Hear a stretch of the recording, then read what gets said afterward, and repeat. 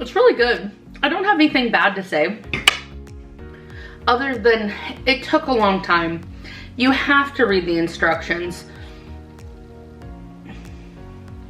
which I suppose if I read the instructions, I wouldn't be so disappointed in other things as well.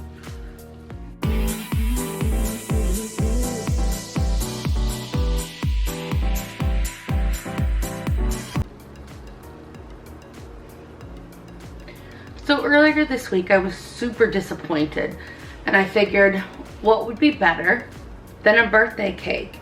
I've been seeing this one online all over the place. This is the Milk Bar Classic Birthday Cake. If you sign up for their mailing list, they'll send you the recipe. So that's how I made the disappointment birthday cake. Let's get into the ingredients. All right, so there's a lot of steps to this recipe, so much so that I just busted out the laptop. I figured let's go over this together. There's really like 4 recipes in one. One, you have the birthday cake, so that would be your sponge layers. 2, you have the birthday cake soak, what you put on every layer of sponge. The birthday cake frosting, and then the crumb, so that's like all those pieces up top that you'll see. Birthday cake sponge. Here's a list of the necessary ingredients and supplies. First, butter, vegetable shortening, sugar, brown sugar, eggs, buttermilk,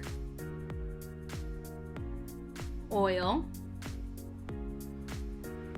clear vanilla extract, cake flour, baking powder, salt, and rainbow sprinkles.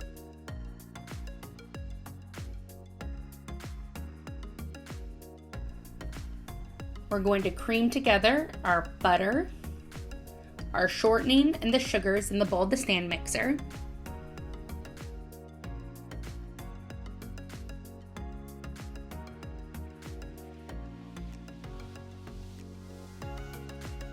Add in the eggs.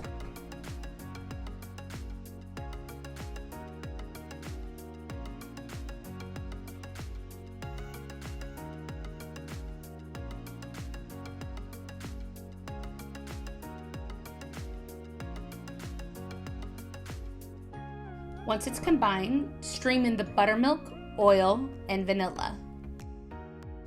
I think it's important to take a moment and note Milk Bar cites that clear vanilla is important to make that classic grocery store birthday cake flavor. On a very low speed, add the cake flour, baking powder, salt, and a 1/4 cup of the rainbow sprinkles. Mix this just to combine.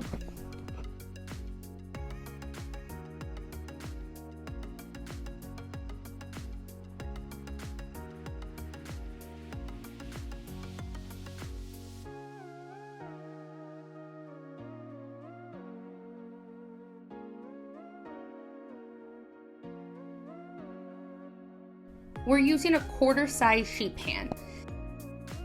The idea is that there will be less waste if we are cutting it out of a sheet pan rather than using multiple cake pans to create 6-inch rounds. Sprinkle the top with your remaining sprinkles and put that bad boy in the oven.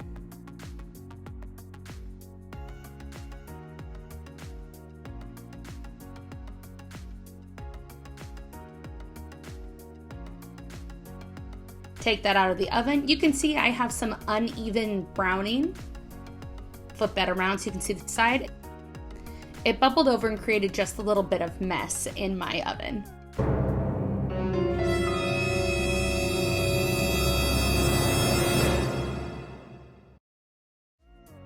While normally I would freak out that my sponge fell apart, I'm not too worried in this moment. Milk Bar states that they cut out pieces and that they expect that middle piece of cake to be made up of multiple pieces. We just may have more layers of multiple pieces than they originally intended.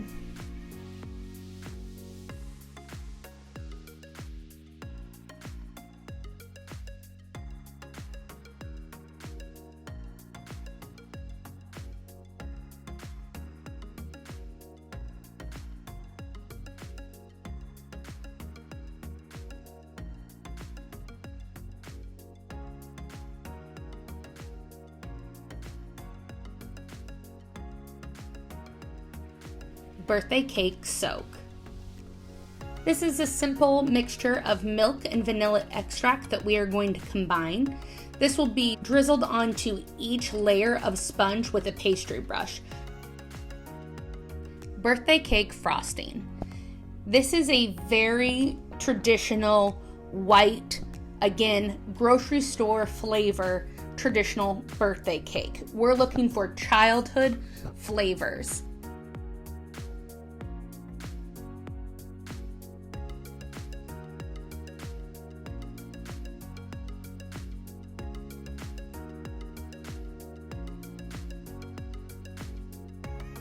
First, I combine the butter, the shortening, and cream cheese in the bowl of my stand mixer.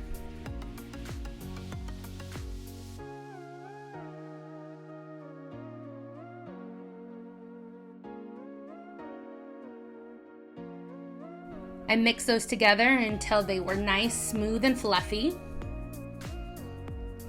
I then streamed in the glucose, corn syrup, and vanilla.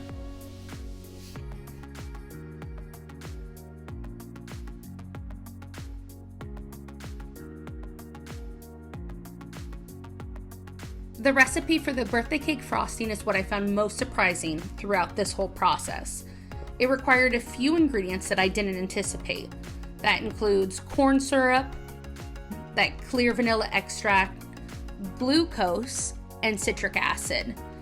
I ordered both the citric acid and the glucose online, as it's not something that you buy regularly at the grocery store. It just seemed the most convenient option. Birthday cake crumb. The crumb is that crunchy bits between each layer on top that you see. It requires sugar, brown sugar, cake flour, baking powder, salt, rainbow sprinkles, oil, and clear vanilla extract. We're going to combine these all in a stand mixture to make a kind of a sandy, clumpy-like resemblance. We'll then put it on our quarter pan, bake at 300 degrees for 15 minutes just to dry it out a bit.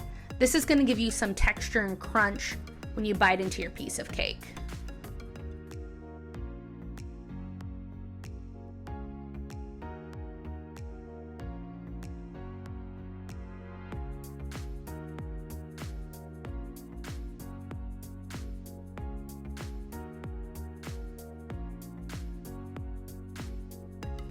Birthday cake assembly.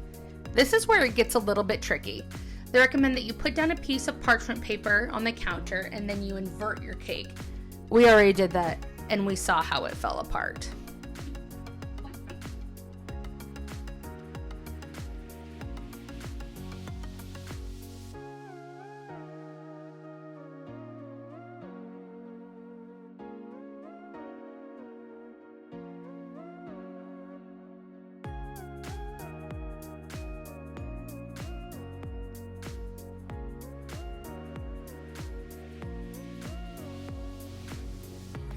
The idea is that you can use your cake ring to cut out your cake rounds. Ideally, you're supposed to use the cake ring to cut out 2 full ones and then portion it together for your other cake ring, and it'll kind of just come together. As you can see, I got 1 solid cake ring, the pretty one's going on top, and I pieced together 2 others, and it worked. You can see from the final example. Here's where I convinced myself not to panic. I lined that ring with some acetate, that cake soak, frosting, crumble, more frosting. Now we're gonna put in layer 2. As you see, we just kind of pieced it together. Nobody's gonna know. And repeat the process.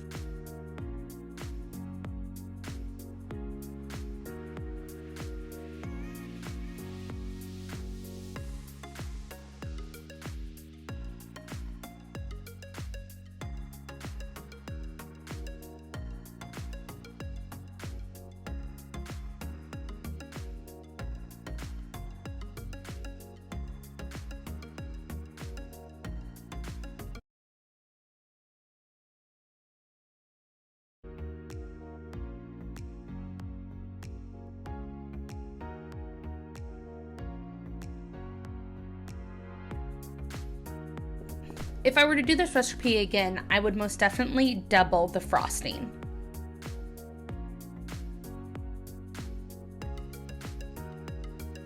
This is the part in the recipe that shocked me. And I know you're supposed to read the recipe before you begin, and I always recommend it. But we were having a disappointment day. I had no patience in reading the recipe, so joke's on me. Turns out you need to put this cake in the freezer for at least 12 hours. After I looked at the recipe and went, what? Which overall does make sense. You want this to set up, and without frosting on the outside, this cake can appear very delicate. So you would think then I would read through the rest of the instructions. I did not. At least 3 hours before you are ready to serve, pull the cake from the freezer. So I did that.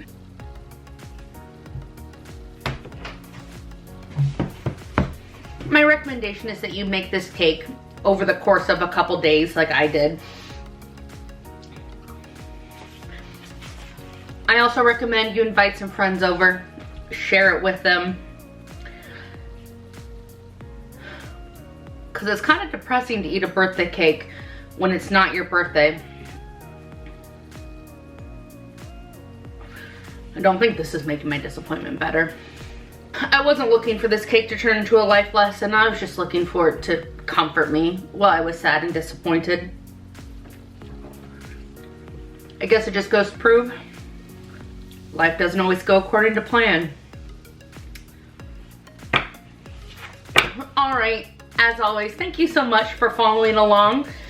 Maybe next week we won't be nearly as depressed or sad over life decisions and crumbling cake, but who knows? If you have any suggestions of what you'd like to see me bake here on this channel, please leave your suggestions down below. I'd be happy to make one of your favorites.